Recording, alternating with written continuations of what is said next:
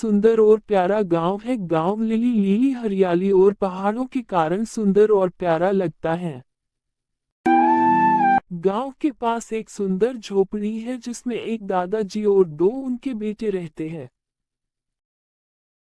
दादाजी की उम्र हो जाने के कारण वो काम नहीं कर पाते थे, जिसके कारण सारी जवाबदारी बड़े बेटे पर थी और छोटा भाई सारे गांव और जंगल में घूमता रहता। कभी इधर कभी उधर सारे गांव और जंगलों में घूमता रहता था। सारा दिन कुछ भी काम नहीं करता था, अपनी जिंदगी में खुश रहता और कुछ काम नहीं करता था। अरे बेटी, अब तो कुछ कामकाज किया कर। कब तक तू आवाराओं की तरह गांव में इधर से उधर घूमता रहेगा? अब तुम बड़े हो गए हो, कुछ कामकाज किया करो ताकि घर में चार पैसे आए और तुम्हारे भैया को भी कुछ आराम मिल जाए। अरे दादाजी, अभी तो मैं छोटा हूँ। अभी तो मेरे खेलने कूदने और घूमने फिरने के दिन है। मैं अभी नहीं काम करूँगा। तुम कहाँ छोटे हो, तुम अब बड़े हो गए हो। तुम्हारे से भी छोटे छोटे बच्चे अपने पिता के खेत में मजदूरी करने जाते हैं और अब तुम्हें भी कुछ काम करना चाहिए। अगर तुम काम करना नहीं चाहते तो घर से निकल जाओ। और बेटा घर छोड़कर चला जाता है, वो जंगल के रास्ते में जा रहा है। अरे दादाजी ने मुझे निकाल दिया। कोई बात नहीं, मैं अकेले ही रह सकता हूँ और अपना ख्याल खुद रख सकता हूँ। ओम नमः शिवाय। ओम नमः शिवाय। अरे ये जंगल में आवाज कहाँ से आ रही है? मुझे देखना चाहिए कि ये आवाज कहाँ से आती है। दूर से आवाज आती हुई सुनकर वो आवाज के पीछे पीछे जाता है। अरे साधु महाराज, ये आपको क्या हो गया और आप इस जंगल में अकेले रहते हो? हाँ बेटा, मैं इस जंगल में बहुत सालों से अकेला रहता हूँ और मेरे अब मरने का समय भी नजदीक ही मुझे दिख रहा है। और बेटे, तुम इस जंगल में कैसे? इस जंगल इतना घना है कि इस जंगल में आने से सब डरते हैं, तो तुम इस जंगल में क्या कर रही हो? अरे साधु महाराज, मेरे दादाजी ने मुझे घर से निकाल दिया है। मैं कुछ काम नहीं करता था ना, इसीलिए मुझे घर से निकाल दिया है। अब मेरे दादाजी कहते हैं तुम जब चार पैसे कमा के आओ तभी घर वापस आना। तो अब मैं कुछ चार पैसे कमा कर ही घर जाना चाहता हूँ। अच्छा बेटे, ये बात है, कोई बात नहीं बेटे।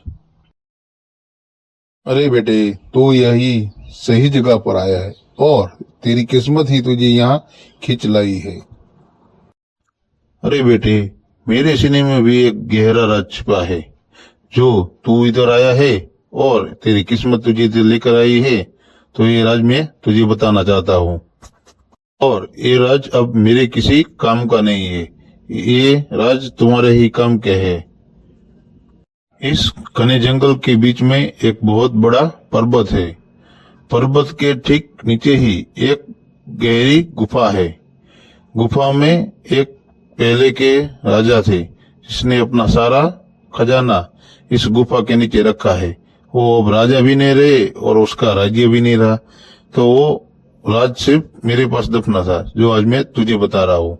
तो ये राज तुम्हारे काम आ जाएगा और तुम उधर जाओ और वो सारा खजाना तुम ले लो और अपनी सारी जरूरतें पूरे करो और खुशी से अपने घर जाओ। अरे महाराज, ठीक है, जैसा आपने बोला मैं वैसा ही करूँगा। और अब मैं महाराज जाता हूँ।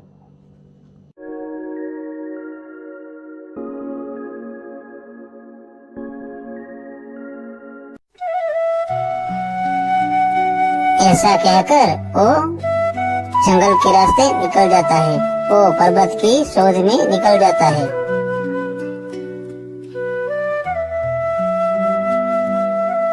बहुत देर तक जंगल में इधर उधर घूमते घूमते थक जाता है।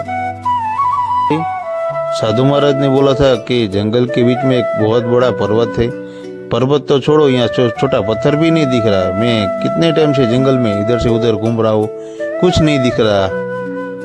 चलो थोड़ी दूर चलता हूँ, शायद कुछ मिल जाए। अरे साधु महाराज कहते थे शायद ये यही पर्वत है और इसी के अंदर ही गुफा हो गई, तो चलो मैं अंदर चलता हूँ। अरे ये गुफा तो बहुत ही डरावनी और अंधेरी लगती है और बहुत लंबी भी है।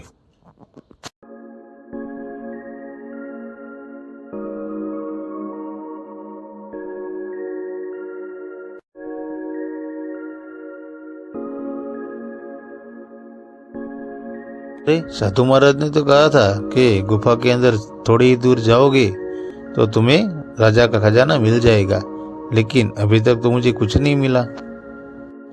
कोई बात नहीं, यहाँ तक तो मैं आ गया हूँ, तो थोड़ा और अंदर जाता हूँ और देखता हूँ शायद मिल जाए।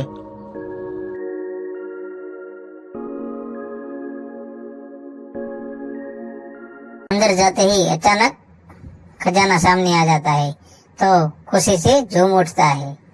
आखिरकार मुझे साधु महाराज ने बताया खजाना मिल ही गया। लो दादाजी, मैं आपके आशीर्वाद से ही मैं 4 पैसे कमा कर वापस आया। हमारे चैनल ने लाइक शेयर और सब्सक्राइब करो।